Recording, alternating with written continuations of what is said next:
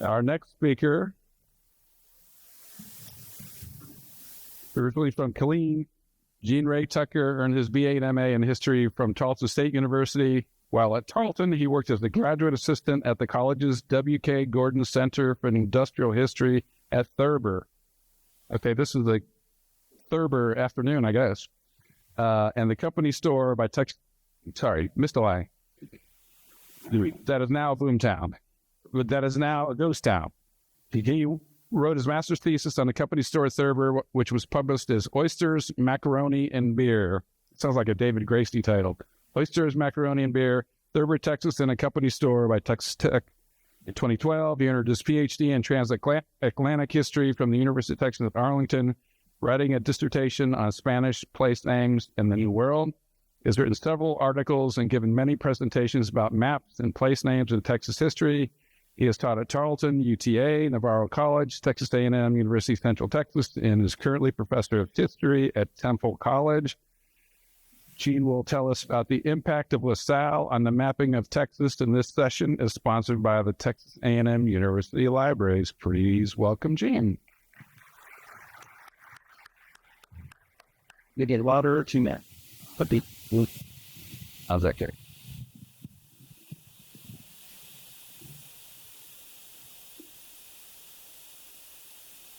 All right. I'm going to remove this. All right. First of all, I'd like to thank the GLO and the sponsors, of course, for putting this wonderful thing together. In 1842, the British minister to the Republic of Texas, Charles Eliot, wrote a letter to his boss about the borders of the Republic of Texas and Mexico. And he says, it does not seem possible that the Mexicans will be brought to admit the actual Texian demarcation of the western frontier. And I certainly have never discovered upon what former territory the pretension to the line of the Rio Grande is founded. And most historians of the United States and Texas agree. When they talk about the Texas border at the Rio Grande, it's usually as an Anglo-American manifestation of manifest destiny. These Americans are greedy and arrogant and trying to take as much as they can. One example will suffice. David A. Clary's Eagles and Empire, he writes, talking about the Rio Grande border. Jefferson was the first president to seek a western border for Texas on what North Americans today call the Rio Grande. Jefferson did not know what he was talking about, and neither did many other people at the time. Well, most Texas historians are steeped in the Spanish archives of Spain and Mexico. And of course, in Spain and Mexican maps and reports, Texas is, of course, always part of Spanish territory. And the border is never, usually, at the Rio Grande. It's usually at the Nueces River. Now, Spanish mapping and Spanish records, of course, are important to Texas history. And lots of Spanish maps we have access to today, and lots of Spanish maps and information leaked out to other countries' maps for hundreds and hundreds of years. But it's the French mapping of Texas that's much more important to Texas history. It's the French who are publishing maps. It's the French who give Europeans their idea of what Texas is, and Francophiles like Thomas Jefferson, what Texas is and where the border should be. But despite the influence of French mapping on Texas history, the State Handbook of Texas has a wonderful article on the Spanish mapping of Texas and nothing about the French mapping of Texas. So how did the French get to Texas? Why are there 6 flags over Texas and not just 5? Well, let's start with the Spanish. Of course, the first European map of what is going to become Texas, the Pineda map of 1519, you see Cuba, the Yucatan, Florida, and the Gulf, and you see all these markings around. You see where Texas is going to be. There is what is going to be the Mississippi River, the Rio del Espiritu Santo, flowing into a bay, the Bahia of the Holy Spirit. You see down south in Mexico, labeled Rio Panuco. That's where Tampico is today. And a little bit north of that, a river that's not named yet, but it could be one that's going to be called the Rio de las Palmas, the River of the Palms. Another important Spanish map, the 1544 Alonso de Santa Cruz map, adds a lot of interior information based on things like De Soto's expeditions. Once again, it has a very long river that's going to be the Mississippi flowing into a bay called the Bay of the Holy Spirit. South of where Texas is today, there's a river now labeled Rio de las Palmas, and south of that in Mexico, a Rio Panuco. These maps are great, but they're manuscript maps. And some of the info on this map in particular leaks out to printed, published maps in Europe. But the Spanish kept a tight hold on their maps. The Spanish were secretive about their maps and their geographical knowledge. They didn't publish anything for hundreds of years that could have given foreign nations any information about what they considered their property, which is why the stereotypical example of published Spanish maps in this time period is this one. The 1601 map in a book by Antonio de Herrera y Tordesillas, which just has a bare outline of the continent and gives you nothing else because they don't want to give you anything else. So who's doing the mapping in the 1600s? It's the French. Here's a typical example, a North American map by Nicolas Sanson. It's from 1650. If you zoom in, there's the Texas area. Here you see a Rio Bravo that runs through New Mexico, but they think it goes west to the Gulf of California. You see over on the east some rivers that are going to be the Mississippi flowing into a Bay of the Holy Spirit. And south of where Texas is, again, you see a Rio de las Palmas and a Rio Panuco. Another Sanson example, his map of Florida, which included Texas. You see the Mississippi River flowing into a Bay of the Holy Spirit. Down in Mexico, you see a Rio Panuco. And then right south of where Texas is, you see Rio de las Palmas. And now you see a new river that's labeled various things, but usually Rio Escondido, the hidden river. Okay? Notice that border between Spanish Florida and Spanish New Spain is at the Rio de las Palmas. And this is the conception that Europeans had of North America when the French began exploring in the Great Lakes region, when they hear of natives talking about a big river called the Mississippi. And the first French expedition to go down that Mississippi is led by Joliet and Marquette in 1672. They go south down the Mississippi. They stop where the Arkansas River reaches the Mississippi. They're concerned about finding Spaniards at the bottom of the Mississippi River, and they are confident that the river doesn't flow west to the Gulf of California. It flows south to the Gulf of Mexico. So they go back home. Yeah. This is the conception that LaSalle is going to have of North America, a big river next to the Great Lakes that goes south somehow to the Gulf of Mexico. The prettiest and best French map of this period is by a priest named Claude Bernoux. It's from 1681. It's a map of North America. If you zoom into the Mississippi region, you see he has a Mississippi River going due south and stopping, but it's implied that it flows south to that Bay of the Holy Spirit, Bahia del Espiritu Santo. Where Texas is, there's that Rio Escondido again. Now we have at the southern end of Texas a Rio Bravo, also Rio Grande or Rio del Norte, and then further south, Rio de las Palmas and Panuco. And this is where René-Robert Cavelier, the Sieur de la Salle, enters the scene. He wants to use the Great Lakes and the Mississippi and the Gulf of Mexico as the center of a trading empire under his and French control.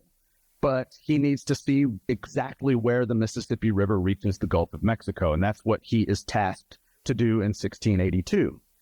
His expedition leaves south down the river in February of 1682 and reaches the Gulf in early April of 1683. And here's where something happens that's very important for Texas history. On April 9th, 1682, he does a formal taking of possession ceremony. They have a copper plaque. They stick it in a tree. They fire some muskets into the air. They say, "Long live the king." And he's making sure the notary is taking down everything he says. And he says, "I am taking possession of this Louisiana which he named after King Louis XIV, I am taking possession of this country, of Louisiana, along the river Colbert, or Mississippi, and rivers which discharge themselves therein, from its source as far as its mouth at the sea, or Gulf of Mexico, about the 27th degree of the elevation, and also to the mouth of the River of Palms. So, La Salle is claiming the entire drainage basin of the Mississippi, plus over to the River of the Palms. On his conception of North America, that's what this would look like. Everything that drains into the Mississippi, and then down south to the River of Palms in northern Mexico. Why does he say down to the River of the Palms? He knows there's no Spanish settlements in that area. Might as well claim it down to the River of the Palms. But where exactly did La Salle think his Mississippi River was? During his expedition, La Salle apparently lost his compass and couldn't read his astrolabe. At the mouth of the Illinois River, which we know is about 39 degrees north latitude, he read 37, full 2 degrees south. At Lake St. Joseph in now Louisiana, it's actually 32 degrees north, he read 31. And the mouths of the Mississippi River, which is at about 29 degrees north latitude, he read as 27 degrees. So his river is way south of where it actually is on the face of the earth. So where is he going to put his river? So La Salle studies his geography. Son stole this from the Texas history movies. Based on his conception of North America, he knows when his river got below 31 degrees, it's not going to that Bay of the Holy Spirit. He knows when his river goes south of 30 degrees, it's not the northern Gulf Coast. If it's at 27 degrees, it's got to be on the western Gulf Coast, right where all these maps have that Rio Escondido, that hidden river. So what's his natural conclusion? My river is the one that is shown on the maps as the Rio Escondido. It comes out at 27 degrees. Escondido is surely the Mississippi River. Well, it just so happens while his expedition is going down to the Gulf of Mexico, back in Paris, an Italian priest named Vincenzo Cornelli is making a set of huge globes for King Louis XIV, 15 feet in diameter. And Cornelli is a perfectionist. As one Frenchman wrote to a missionary in Canada, this man Cornelli is working on these globes and is very exact and unwilling to insert anything about which he is not certain. So please send me your maps all the way from Canada. And we actually have some working sketches of Cornelli working on the Mississippi portion of his maps and his globes right here. Not only is he getting information from missionaries in Canada, he scours the archives of Venice, Paris, and the Catholic Church in Rome. He instituted a novel system of sending out Latin questionnaires to intellectuals all across Europe, and he has access to all official French government documents and reports. Even though La Salle is not back from the New World yet, other members of his expedition are coming to Paris. All his official reports are reaching Paris, and he has access to all of this. And he's putting all of these conclusions and all this information on his map. And since he has no reason to doubt La Salle's astrolabe reading, he's going to put his river coming out to the Gulf of Mexico at 27 degrees north latitude, where the river Escondido is. If you zoom in to the bottom of the Mississippi River on his working sketch, the Mississippi River is the Rio Escondido. Now, what does that look like on these big, huge globes? These are the globes in Paris. I have not yet made it there, but they're friggin' huge. Here's a close-up of the Mississippi River running right smack through the middle of North America. Zoom in again, running right through the middle of Texas. And even years later, after further expeditions, Vincenzo Cornelli is so proud of his mapping, he publishes new maps and atlases where he maintains this is where the Mississippi River is, and this is how it looks. For instance, the 1688 map, it's a two-sheet map of North America, and you see that river still running smack dab through the middle of the continent, right through the middle of Texas. And to look at what we've looked at previously, here you see the Mississippi running through Texas. The mouths of the Mississippi are at about 27 degrees, where the Rio Escondido is usually shown on other maps. And a little bit further south of that, there's the Rio Bravo. And it's not on here, but a little further south of that is the Panuco. The Rio de las Palmas is actually missing in Coronelli's maps, and I'll talk more about that in a second. Years later, in his atlas, Coronelli maintains, y'all can practice your Italian here, that the Mississippi River always runs straight from north to south. And he's still proud of the fact that he's the first map maker to put it where the Rio Escondido is. And previous geographers had put a mistaken Rio Escondido there. We know it is this river, the Mississippi. Okay?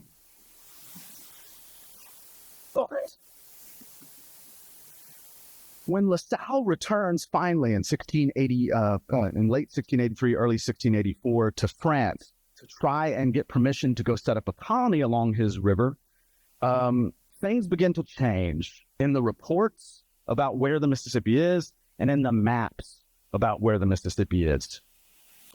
Perhaps this is because LaSalle is still confused about where his river is and how his geographical data should fit in there, but also all of these reports and maps move the Mississippi even closer to Spanish territory, to the mines in northern New Spain, in northern Mexico, in the Nueva Vizcaya region, the region of New Biscay.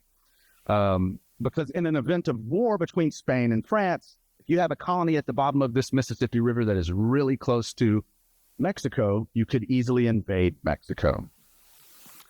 So, look what starts happening to the reports. The first relation oficial, the first official report, is the one that Vincenzo Coronelli used to make his north-south river. The river is north-south, and look, the river Mississippi, the highlighted portion, is distant about 30 leagues from the Rio Bravo, about 60 leagues from the Rio de las Palmas, and about 100 leagues from the Rio Panuco. But in early 1684, you get new reports that say things like this. We can invade New Biscay by ascending the river named by the Spaniards Rio Bravo, which fortunately happens to be the same called by the Savage, the Native Americans, the Mississippi. So now LaSalle and his backers at court are saying the Mississippi River is in fact the Rio Bravo. It is really close to Spanish territory. And look at the maps that come out of these changes in geography. LaSalle apparently had a master map that he allowed certain cartographers to copy. Jean-Baptiste Franquelin in 1684 copied his map, and this is a copy of that copy. We don't have LaSalle's master map anymore, but it's hard to see right here. The Mississippi now, it's further west in spots, but it also takes huge turns. I'm going to zoom in to Texas here. Look at the Mississippi River. The Mississippi River is the Rio Bravo. And at one point, it turns almost due west, then almost due south, and then almost southeast into the Gulf. And you're just a hop, skip, and a jump away from those mines in northern New Spain. Jean-Baptiste Minet, an engineer, also copied LaSalle's map. And once again, the Mississippi River takes huge turns. Almost due west, almost due south, then southeast into the Gulf. So things are being changed. The information that Coronelli used in 1682, 1683 says the Mississippi's outlet is the Rio Escondido. In 1684, LaSalle and his backers are saying it's the Rio Bravo. The mouth of the Mississippi is separate from the Rio Bravo in 1682, 1683, 30 leagues away. But now the Rio Bravo is a mere tributary of the Mississippi River. And finally, Coronelli, sifting all the information that he gets, says this is a river that mainly goes north to south. Now, all of a sudden, it zigzags like most rivers don't do naturally. For whatever reason, we have two types of maps of the Mississippi. Coronelli's that show a north-south river way too far west in Texas, or the Franklin-type maps that show it way too far west but zigzagging through Texas. Either way, LaSalle thinks his river is too far west, which is why when he returns to Texas in 1685, or returns to the Mississippi River, he lands in Texas. That's where he thinks it is. And this, of course, is going to be the basis for the entire French claim to Texas. Now, LaSalle's expedition, you can read about that elsewhere. It's a sorry train of bad decisions and poor leadership that ends with him being assassinated by his own men. But it's because the Spanish hear about this French intrusion into a territory they think is their own that they send out several expeditions to find this French intrusion, eventually finding where his fort was in this wonderful map of Matagorda Bay that shows the ship La Belle sunk in the bay. That's the ship that, of course, is next door at the Bullock Museum. It's because the Spanish now want to keep the French from taking Texas that they actually settle the area, call it Texas, Texas, and start building missions and settlements. But not only is the French claim to Texas based on they had a settlement there, however, transitory. Remember LaSalle's claim for the size of Louisiana. Everything that drains in the Mississippi over to the Rio de las Palmas. And if you look at the maps of the period, look where they put the border between French Louisiana and Spanish territory.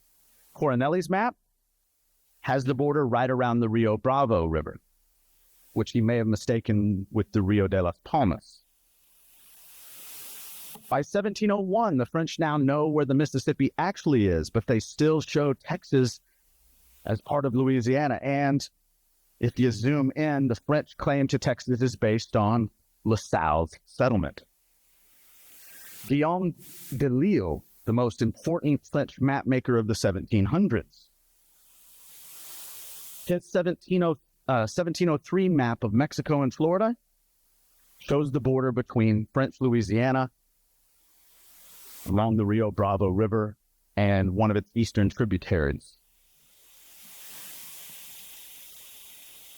In 1714, de Lisle changed his maps, perhaps recognizing what's going on the ground, that the Spanish are actually settling the place, building missions, building settlements, that it's not really a French territory, it's a Spanish territory. On one of his globes from 1714, he put Texas back in Spanish territory. You see it here as part of New Mexico. This got de Lisle into trouble. Various ministers in the government tell him, you can't show Texas as part of Spanish territory. We need you to move the dots you have on your map, because the court does not agree to the limits assigned by the geographers, yet foreign nations use our maps against us. In a follow-up letter, the Salle country, that's the Caddo country of eastern Texas, having been discovered by Monsieur de La Salle, it belongs to Louisiana. What de Lisle knows, he can't anger important people. He knows which side his butter is red, his bread is buttered upon. In his next map, guess what? Texas is right back to being part of French Louisiana, with the border at the Rio Bravo and a river called the Rio Salado, the Salty River, which is today's Pecos River, and LaSalle's settlement is prominently displayed. And all through the 1700s, because the French maps are being copied and the Spanish aren't making any maps, from several different nations all through the 1700s, you have Texas as part of Louisiana, the border at the Rio Bravo, and the French claim to Texas based on LaSalle's settlement. And it's also because of LaSalle that you get the French and Indian War. Because remember, LaSalle claimed the entire drainage basin of the Mississippi River, which includes the Ohio country. And of course, the British, they thought their colonies went from sea to shining sea. Thus, you get George Washington in the beginning of the French and Indian War, which turns into the 7 Years' War. During this 7 Years' War, a French historian who's lived in Louisiana named Antoine-Simon Lepage du Prat writes a book called The History of Louisiana. And it's so important to the time period, it's published in English in 1763 as The History of Louisiana. And it was used by negotiators from several nations during the treaty negotiations to end the 7 Years' War. As part of this book, he has a map, which copies Delisle and other maps. Here's from the French edition of this book. Texas is part of Louisiana with, you guessed it, the border at the Rio Bravo and the Pecos River. The English version of the map, translated all into English, the border between French Louisiana and Spanish territory is at the Rio Bravo and Pecos River. But more importantly, just in the last couple of decades, in Spanish archives, a Spanish manuscript translation of this map has been produced, and it's dated to around 1762-63. So maybe in some form or fashion, it was used by the people negotiating to the end of the 7 Years' War. All of it is translated into Spanish. Once again, it shows Texas as part of Louisiana with the border at the Rio Bravo and Pecos Rivers. Now, in 1762, France knows it's losing the 7 Years' War. In the Treaty of Fontainebleau, it gives Louisiana to Spain. And then in the 1763 Treaty of Paris, Spain gets to keep Louisiana west of the Mississippi, plus New Orleans. The British keep everything east of the Mississippi River. Now, usually historians say the Spanish never had a map showing Texas as part of Louisiana. Not true. In 1762, the Spanish royal geographer, they're now publishing some maps. It's the Age of Enlightenment. The Spanish royal geographer, Tomás López, issues this map called Louisiana Ceded to the King. This is what we now have. It's a copy of a French map. And it shows Tejas in that lower left square as part of Louisiana. And the Rio Bravo is that border, is that map in the lower left. There is that river in the lower left. In 1783, after the United States finally wins its independence, the end of the American Revolutionary War, the Treaty of Paris gives everything east of the Mississippi to the United States, except Florida, which is now Spanish territory again, and Spain retains everything west of the Mississippi River. Nobody knew about this guy, Napoleon. Napoleon, wanting to rebuild France's empire in the New World for his own reasons, bullies King Carlos IV of Spain into giving Louisiana back to France in the Treaty of San Ildefonso. The Treaty of Fontainebleau from 1762 didn't define what the borders of Louisiana were, and this treaty doesn't either. Here's what it says. His Catholic Majesty, the King of Spain, promises and undertakes on his part to retrocede to the French Republic the colony or province of Louisiana with the same extent that it now has in the hands of Spain and that it had when France possessed it, whatever that means. Of course, Napoleon doesn't get to rebuild his New World empire, and in 1803 decides to sell to the United States. In the Louisiana Purchase Treaty, did they define what Louisiana was? No. They quoted the previous treaty. Whatever it was back when Spain and France had it, that's Louisiana, that's what you get. Now, the French diplomats were coy. The American diplomats, does that include Texas? And the French were like, sure, yeah, whatever. And of course, Spanish diplomats are saying, no, that doesn't include Texas. And this brings us to our Francophile president, Thomas Jefferson. As soon as he learns about the treaty, he gets his hands on everything he can about Louisiana. And in his library, he has several books about La Salle's voyages. He had several atlases. He was also a map collector in addition to a book collector. And as he writes to William Dunbar, who he sends to explore the Red River, after I got the treaty, I availed myself of what I have to investigate the limits of Louisiana. And back when I was in Europe, I purchased nearly everything I could on Louisiana. One of his purchases was the English edition of the History of Louisiana by Simon Lepage Duprat. He even made sure that Lewis and Clark carried a copy of this on their expedition in 1804. Like any good lawyer, he started writing a brief, an examination into the boundaries of Louisiana. He wrote it in 1803. He circled it, and he sent it around his circle, his friends and fellow diplomats. And a copy ended up in the archives of the American Philosophical Society in Philadelphia in 1818. And he has a timeline, and then he talks about all this evidence. And here's what he says. France then had possession of the Mississippi and all the waters running into it, and of the seacoast and all its rivers and territories on them, from the river Perdido in the east to the Rio Norte, or Bravo, in the west.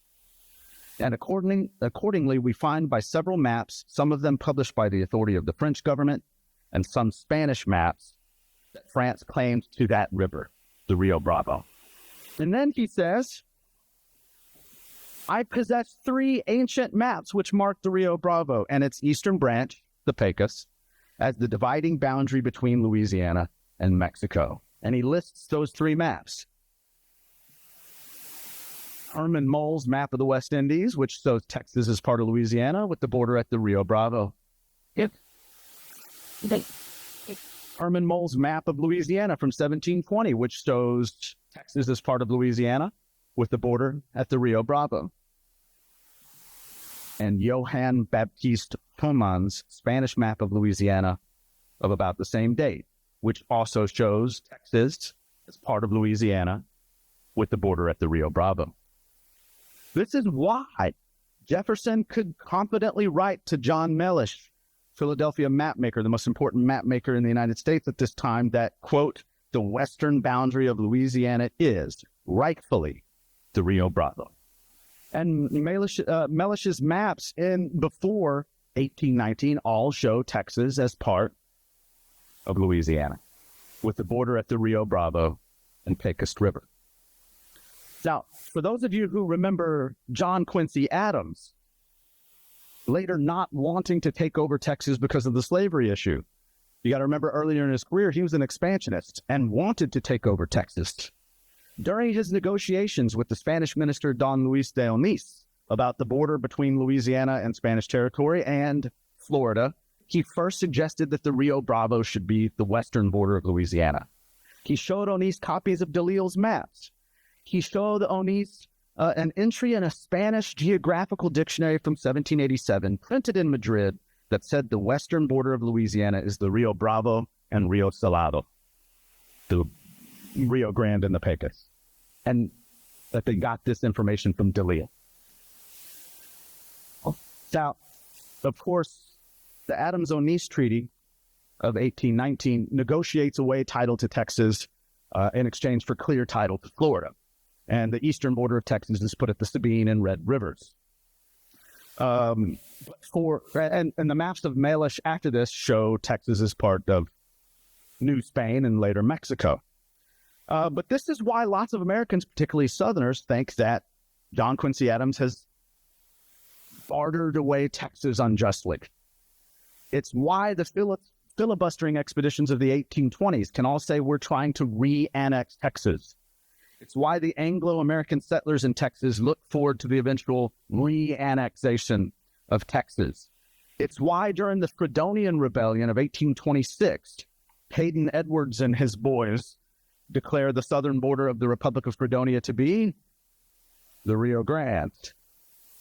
It's why esteemed Mexican general and politician Manuel de Mier y Terán can say, look, the Department of Texas is contiguous to the most avid nation in the world. The North Americans have conquered whatever territory adjoins them. There is no power like that to the north, which by silent means has made conquests of momentous importance. They begin by assuming rights as in Texas, which it is impossible to sustain in a serious discussion, making ridiculous pretensions based on historical incidents which no one admits, such as the voyage of La Salle, which was an absurd fiasco, but serves as the basis for their claim to Texas. So even he admits the absurd fiasco of La Salle is why Mexico is in this mess and why all these gringos want to take over Texas. After the Battle of San Jacinto, the Texians forced the Mexican army to retreat across the Rio Bravo. In the public treaty of Velasco, signed by Antonio Lopez de Santana. They said, our future borders are not going to extend past the Rio Bravo del Norte. One of the first things the Congress of the Republic of Texas does, it sets its southern border as the Rio Grande. Maps of the time period reflect the Republic of Texas and its grandiose claims, like this John Arrowsmith map from 1841. But Arrowsmith hedges his bets. Sure, all the way to the Rio Grande is part of San Patricio County, Texas, but look, the Mexican state of Tamaulipas also crosses that river. My favorite map in this genre is in a book by an Irishman named Nicholas Duran Maillard, who moved to the Republic of Texas in 1839, lived there for a year, and hated it so much when he got back home to Britain, wrote a book called The History of the Republic of Texas that, in no uncertain terms, announced Texans as a country filled with habitual liars, drunkards, blasphemers, and slanderers, sanguinary gamesters, and cold-blooded assassins. It goes on.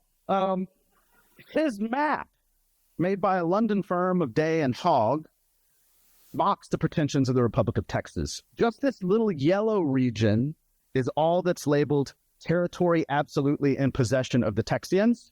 The rest of this country is territory of the Texan Indians, or you see down along the Rio Grande, the states of Chihuahua, Coahuila, and Tamaulipas. But it's Americans who, like James K. Polk and John Tyler, who seek the reannexation of Texas, that want that border at the Rio Grande because that's what they know. That's what they grew up with. And of course, that's going to be one of the main causes of the U.S. Mexican War in 1846. So in the mind of Americans who read about LaSalle's explorations, who looked at French maps and their copycats, who read about Thomas Jefferson and John Quincy Adams, in the mind of those Americans, the border of Texas is the Rio Bravo, and it was part of Louisiana. So what was the impact of LaSalle on the mapping and history of Texas? LaSalle's claim of Louisiana included Texas. This led to the Spanish settlement of Texas. This led to cartographic warfare over Texas and actual warfare over Texas. LaSalle and the French mapping of Texas are very important to the history of the city. And that's all I got.